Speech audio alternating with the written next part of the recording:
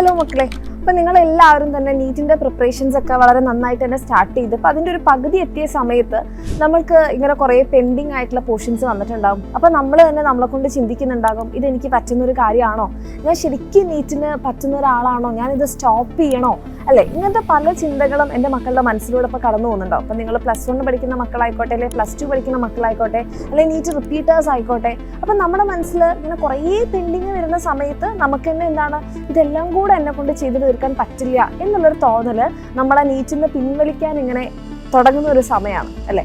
അപ്പോൾ അങ്ങനെ ഒരു തോന്നൽ എൻ്റെ കുട്ടികൾക്കുണ്ടെങ്കിൽ നിങ്ങൾ മനസ്സിലാക്കേണ്ട ഒരൊറ്റ കാര്യമുള്ളൂ, നമ്മൾ എന്തിനു വേണ്ടിയിട്ടാണ് തുടങ്ങിയത് അല്ലേ. നിങ്ങൾക്ക് എന്തായാലും അത്രയും ആഗ്രഹത്തോടു കൂടി ആയിരിക്കുമല്ലോ നിങ്ങൾ നീറ്റ് പഠിക്കാൻ വേണ്ടിയിട്ട് തുടങ്ങിയിട്ടുണ്ടാവാം.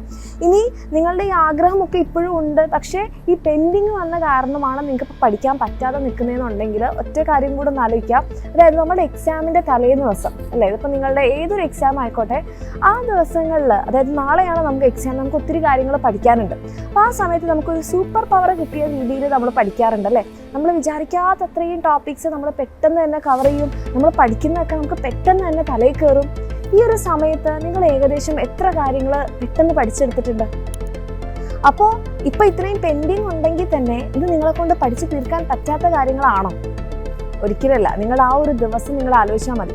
ആ ഒരു ദിവസം നിങ്ങൾ കുറച്ച് സമയം കൊണ്ട് കുറേ കാര്യങ്ങൾ പെട്ടെന്ന് നിങ്ങളുടെ തലയിലേക്ക് കയറുന്നുണ്ട്. അപ്പോൾ നിങ്ങൾ പഠിക്കാൻ കഴിവില്ലാത്ത മക്കളോ നിങ്ങളെ കൊണ്ട് പറ്റാത്ത കാര്യങ്ങളോ ഒന്നുമല്ല.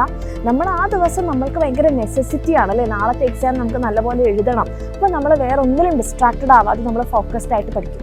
ആ സെയിം കാര്യം നിങ്ങൾ അപ്ലൈ ചെയ്ത് കഴിഞ്ഞാൽ ഇനി നമ്മളുടെ മുന്നിൽ വളരെ കുറച്ച് മാസങ്ങളേ ഉള്ളൂ.